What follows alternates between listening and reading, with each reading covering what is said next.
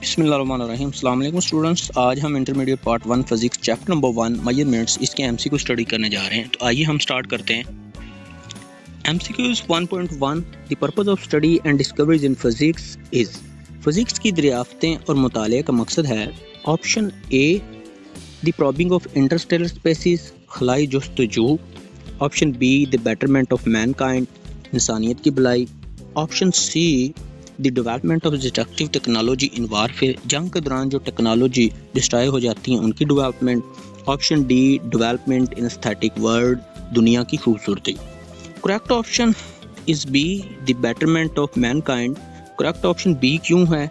Because physics nature के laws को understand करती है, फिर इन लॉज की मदद से टेक्नोलॉजी बनाती है, फिर उस टेक्नोलॉजी को इंसानियत की भलाई के लिए इस्तेमाल किया जाता है। So that is why option B is a correct option. MCQs 1.2 according to smart syllabus, ये MCQs हमारे सिलेबस का हिस्सा नहीं है बट फिर भी हम इसको सॉल्व कर लेते हैं। The length of a steel pipe is between 0.7 metre to 0.8 metre. Steel pipe की जो लेंथ है वो 0.7 मीटर से 0.8 मीटर के दरमियान है। Identify the appropriate instrument for accuracy of 0.001 metre. हमने ऐसा इंस्ट्रूमेंट उसकी शनाख्त करनी है जो 0.001 मीटर तक मेजरमेंट्स कर सकता हो। Option A a micrometer screw gauge. Option B a metre ruler. Option C a 10 metres measuring tape. Option D vernier callipers. इसका correct option D vernier callipers. Because vernier callipers हमारे पास ऐसा instrument है जिसका least count 0.001 metre है। तो हमारे पास ऑप्शन डी ये करेक्ट ऑप्शन है, बिकॉज वर्नियर कैलिपर्स का लीस्ट काउंट ही ये है जो उसने हमें MCQs के अंदर दे दिया है। MCQs 1.3 the diameter of a steel ball is measured using a vernier callipers. Steel ball का जो डायमीटर है वो वर्नियर कैलिपर्स की मदद से मेजर किया गया है। What is the diameter of steel ball? तो इसका डायमीटर क्या है? Option A 1.30 centimetre. Option B 1.39 centimetre. Option C 1.40 centimetre. Option D 1.31 centimetre. तो इसका करेक्ट ऑप्शन है हमारे पास 1.39 centimetre. According to smart syllabus 1.3 MCQs हमारे सिलेबस का हिस्सा नहीं है, सो इसको करने की हमें ज़रूरत नहीं है। MCQs 1.4 according to smart syllabus, ये MCQs भी हमारे सिलेबस का हिस्सा नहीं है, इसको वैसे करने की ज़रूरत नहीं है बट हम इसको रीड आउट कर लेते हैं। The figure shows the reading on a macrometer secure gauge used to measure the diameter of a thin rod. Thin rod का diameter जो है वो macrometer secure gauge की मदद से measure किया गया है। तो इसका correct option हमने identify करना है। Option A 3.67 millimetre. Option B 3.17 millimetre. Option C 4.17 millimetre. Option D 4.20 millimetre. तो इसका करेक्ट ऑप्शन है 3.67 मिलीमीटर। इसकी एक्सप्लेनेशन नीचे दी गई है, जिसमें हमारे पास मैक्रोमीटर जो रीडिंग करता है उसमें हम कैलकुलेट करेंगे मेन स्केल जो कि हमारे पास आती है 3 मिलीमीटर प्लस थिम्बल स्केल वो हमारे पास आती है 0.67 मीटर। तो इसको जब हम ऐड अप करेंगे तो हमारे पास 3.67 मिलीमीटर इसका आंसर आएगा। सो दैट इज़ वाई हमारे पास जो ऑप्शन ए है is a correct option. MCQs 1.5 The number of significant figures of a measurement are defined as। significant figures को किस तरह से हम डिफाइन कर सकते हैं? Option A they reflect the accuracy of the observation, वो अदाद जो पमाइश में दुरुस्ती को ज़ाहिर करते हैं। Option B they are the figures which are reasonably reliable, वो अदाद जिन पर हम किसी हद तक एतबार कर सकते हैं। Option C they are the accurately known digits and the first doubtful digit, वो तमाम सही अदाद एंड पहला मशकूक हिस्सा। Option D all of the above, कि हमारे पास ऊपर वाले सारे ऑप्शन ही ठीक हैं। इसका जो करेक्ट ऑप्शन है वो है C, because significant figures is defined as all accurately known digits and the first dot digit.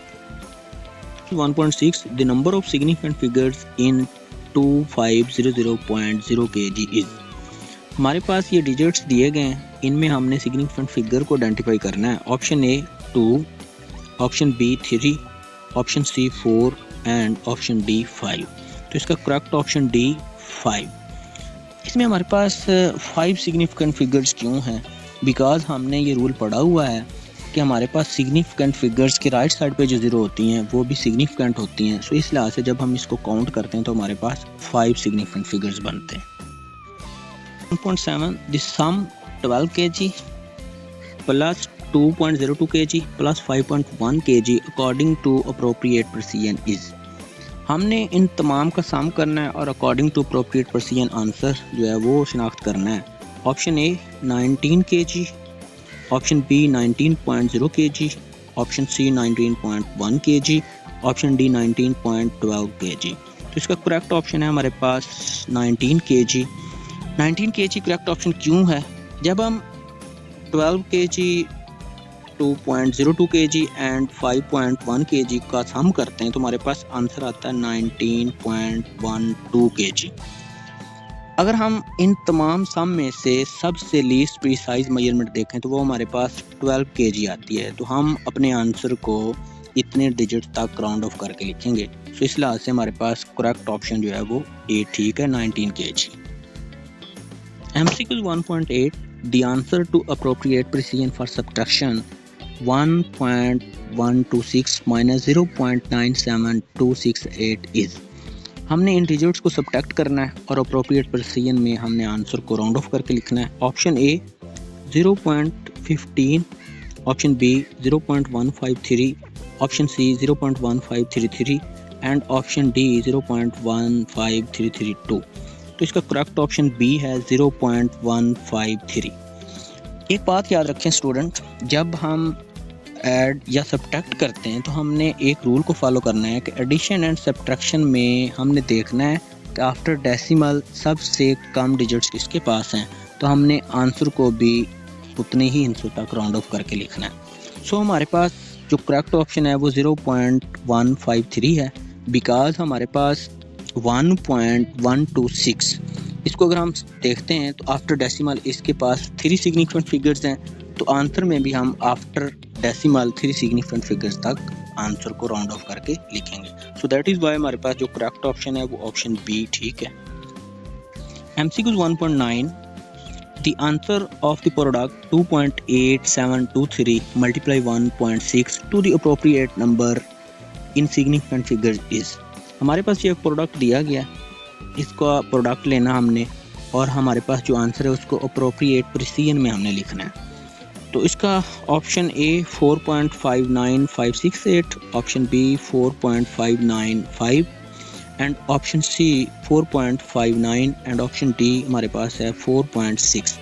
इसका जो करेक्ट ऑप्शन है डी 4.6। 4.6 क्यों है स्टूडेंट? एक बात याद रखिएगा, जब भी हम मल्टीप्लाई एंड डिवाइड करेंगे तो मल्टीप्लाई एंड डिवाइड में हम एक रूल को फॉलो करेंगे। वो रूल ये है कि मल्टीप्लाई एंड डिवाइड होने वाले नंबर में से सबसे कम सिग्निफिकेंट फिगर्स किसके पास हैं, हम आंसर को उतने सिग्निफिकेंट फिगर्स तक राउंड ऑफ करके लिखेंगे।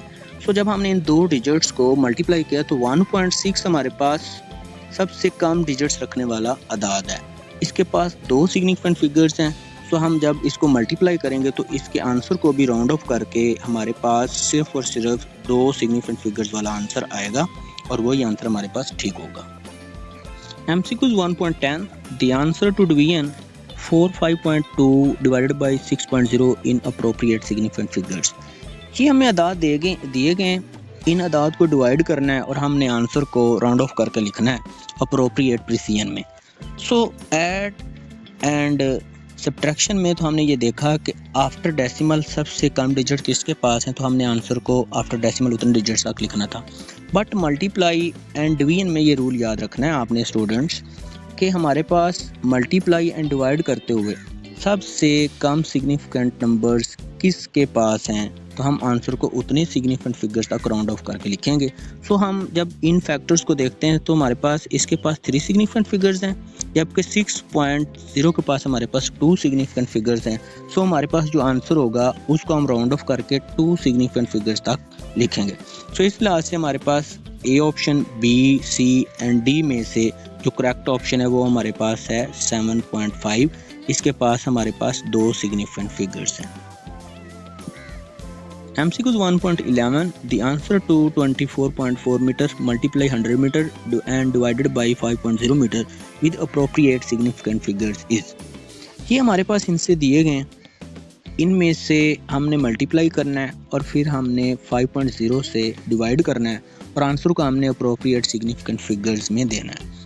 तो स्टूडेंट्स एक बात याद रखें कि जब हम चीज़ों को मल्टीप्लाई एंड डिवाइड करते हैं तो हमने देखना है कि मल्टीप्लाई एंड डिवाइड होने वालों में से कौन से नंबर के पास सबसे कम सिग्निफिकेंट फिगर्स हैं। तो आंसर को भी हम उतने सिग्निफिकेंट फिगर्स तक राउंड ऑफ करके लिखेंगे।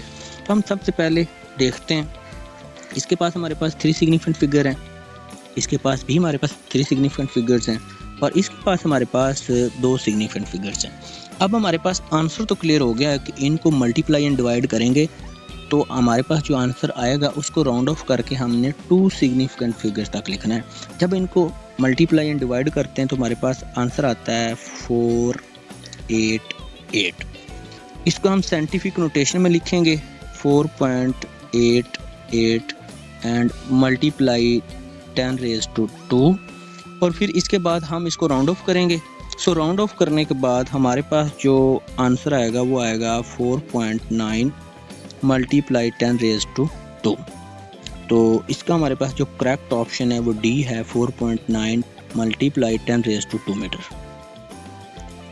MCQs 1.12 the ratio of dimension of force and energy. Force and energy की रेशियो, इसकी हमारे पास डायमेंशन क्या आएगी। ऑप्शन ए है T, ऑप्शन बी है हमारे पास T raise to -1, option C है हमारे पास capital L and option D है हमारे पास L रेज़ टू -1। तो इसका correct option D L raise to -1। Explain करते हैं, हमारे पास फोर्स जो है उसकी डायमेंशन MLT -2 एंड एनर्जी जो है इसकी डायमेंशन है हमारे पास ML raise to 2 and T raise to -2। जब हम इनकी रेशियो लेते हैं तो हमारे पास जो आंसर आता है वो है L raise to -1। So that is why हमारे पास जो करेक्ट ऑप्शन है वो ऑप्शन डी है, L raise to -1। MCQs 1.13 identify the pairs that does not have identical dimension. इन 4 ऑप्शन में से हमने एक पेयर ऐसा आइडेंटिफाई करना है जिसकी डायमेंशन जो है वो आपस में मैच नहीं करती। Option A work and torque, option B है angular momentum and Planck's constant, option C है moment of inertia and moment of force, option D है इम्पल्स एंड मोमेंटम। तो इसका करेक्ट ऑप्शन सी है moment of inertia and moment of force. अगर हम option A देखें work and torque, इसकी dimension भी सेम है जब हम इसको सॉल्व आउट करेंगे। ऑप्शन जो बी है angular momentum and Planck's constant, इन दोनों पेयर्स की भी डायमेंशन सेम है। ऑप्शन सी जो है हमारे पास moment of inertia and moment of force, जब हम इनकी डायमेंशन को देखते हैं तो इन दोनों पेयर्स की डायमेंशन जो है वो सेम नहीं है। सो दैट इज़ वाई हमारे पास option C moment of inertia and moment of force is the correct option. MCQs 1.14 according to smart syllabus हमारे सिलेबस का हिस्सा नहीं था तो इसकी जगह हमने एक और इम्पोर्टेंट MCQ चैप्टर में से ऐड किया है। MCQs क्या है, which physical quantity is dimensionless. Option A density, option B refractive index, option C pressure, option D energy. तो इसका जो हमारे पास करेक्ट ऑप्शन है वो है रिफ्रैक्टिव इंडेक्स। रिफ्रैक्टिव इंडेक्स जो है ये दो चीज़ों की रेशियो होती है तो इसलिए हमारे पास इसकी जो डायमेंशन है वो नहीं होती। So refractive index is a dimensionless quantity. MCQs 1.15 the least count of an instrument determines. Instrument का जो लीस्ट काउंट है वो क्या डिटरमाइन करता है। Option A precision of a measurement, option B accuracy of a measurement, option C fractional uncertainty of a measurement, option D percentage uncertainty of a measurement. तो इसका जो करेक्ट ऑप्शन है A precision of a measurement. तो हमारे पास जो किसी भी इंस्ट्रूमेंट का लीस्ट काउंट होता है ना उसका आंसर जो है वो प्रिसाइज होना चाहिए। जैसे हमारे पास वर्नियर कैलिपर जो है उसका लीस्ट काउंट हमारे पास होता है 0.001 मीटर। अगर हम इसको बार बार रिपीट करें तो भी हमारे पास जो आंसर है वो 0.001 मीटर ही आएगा। सो दैट इज़ वाई हमारे पास option A precision of a measurement is a correct option. MCQs 1.16 a measuring tape with the minimum scale division of 0.2 cm. The allowed reading using this tape may be। हमारे पास measuring tape है जिसकी minimum scale division जो है वो 0.2 cm। It means that कि इसका least count हमारे पास जो है वो 0.2 सेंटीमीटर है। तो इसका करेक्ट ऑप्शन कौन सा होगा। ऑप्शन ए है एंड ऑप्शन बी है हमारे पास, और फिर ऑप्शन सी है हमारे पास, एंड फिर हमारे पास ऑप्शन डी है। तो इसका जो करेक्ट ऑप्शन है वो ऑप्शन बी है 80.6 सेंटीमीटर। अगर हम 0.2 सेंटीमीटर जो है ना मेजरिंग टेप में, अगर हम 0.2 फिर प्लस करें 0.4, इस तरह से हम करते जाएं तो इन 4 ऑप्शन में से जो ऑप्शन मेजरिंग टेप की मदद से आएगा वो हमारे पास है 80.6 सेंटीमीटर।